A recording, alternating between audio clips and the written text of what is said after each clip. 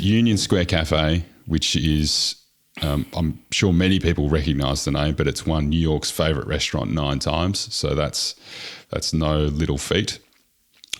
Gramercy Tavern. Yeah, so this is New York City. It's probably got 20,000 restaurants.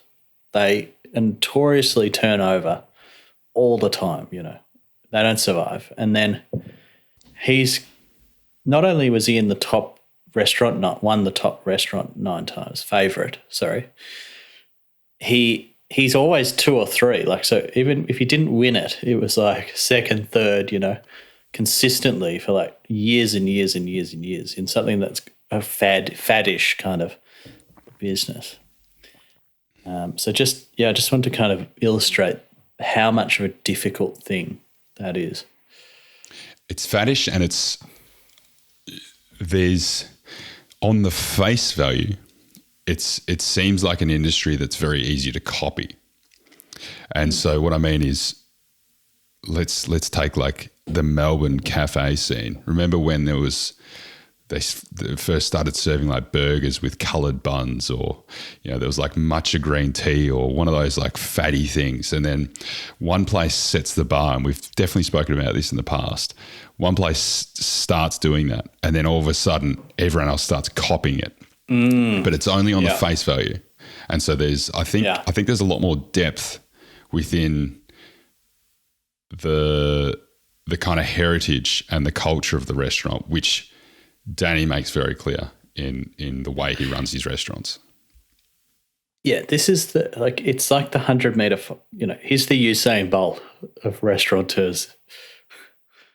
Just through that one, let alone what he's done with these other restaurants you're about to talk about. Just with that, it is a legendary feat, I think, just with the Union Square Cafe. He's a huge success just in that. If he just continued with that one restaurant, he would have been just a huge success in that one restaurant. And he's not a chef.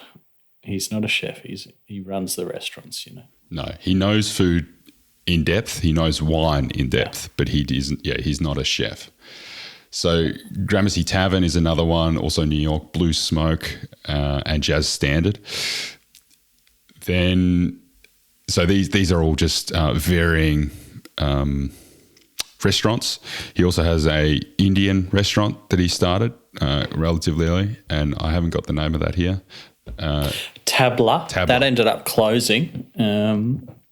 He shut that one down eventually. Yes. But a lot of the years where Union Square Cafe didn't win favourite restaurant, Gramercy Tavern did. Yeah, so he's competing with his own restaurants for the top place. Yeah. And this one, Shake Shack, is the most amazing, I think. Yes. So he started this, he wanted to rehabilitate this park next to one of his restaurants. So he said, well, we'll put a hot dog stand out there and we'll use some of the ideas that I've come up with for my restaurant around, which will go into his philosophies. And he said, we'll donate some of the funds, you know, all the profits to the park to rehabilitate the park. So we'll just sell hot dogs. He basically turned that hot dog stand into, it was only going to be for 1 year. It was so popular, they said, you must bring this back next year. He brought it back next year, and then they're like, a couple of years in, they're like, look, the lines are too long, you need to make a second one. Fast forward, he turned that hot dog stand into a $3 billion chain of slow fast food restaurants. Which is Shake Shack. His use of enlightened hospitality. To me, that's his most amazing feat, I think. Yeah. And what